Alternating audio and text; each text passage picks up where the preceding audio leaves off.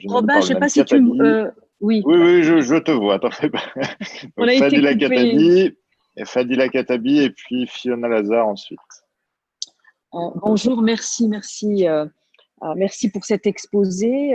Moi, je voulais intervenir parce que vous avez dit effectivement que les chances d'une personne de décrocher un entretien d'embauche eh bien, étaient minimisées à partir du moment où cette personne appartenait à une minorité dite visible, en gros une perte de 50% de chances.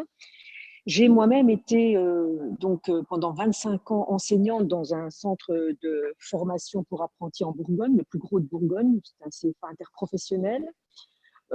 J'avais bien sûr des jeunes, sur une rotation de 3 semaines, j'avais à peu près 600 jeunes apprentis et j'avais constaté effectivement qu'il y avait très peu, au début de ma carrière, très peu de jeunes issus donc de cette minorité dite visible ou invisible, tout dépend de quel côté on se met.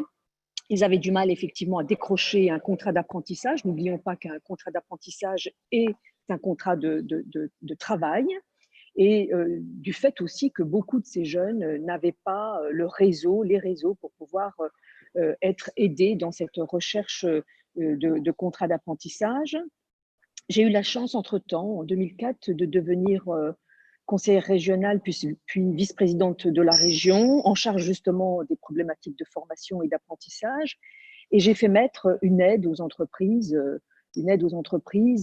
pour recruter des jeunes, notamment issus des quartiers, dans les quartiers défavorisés, où le taux de chômage était encore bien plus élevé qu'ailleurs.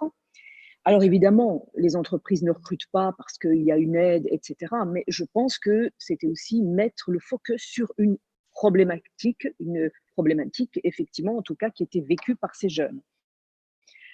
J'ai pu constater effectivement qu'il y a eu des améliorations, il y a des avancées, et on voit aujourd'hui, passez-moi l'expression, mais je vois et je constate effectivement que la cour de ce centre de formation est un peu plus colorée, si je puis me permettre.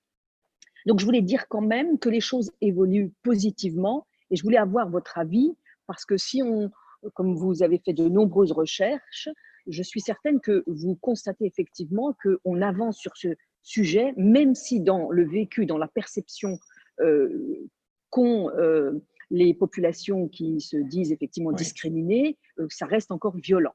Voilà, je voulais avoir votre avis là-dessus. Voilà. Alors, il y a un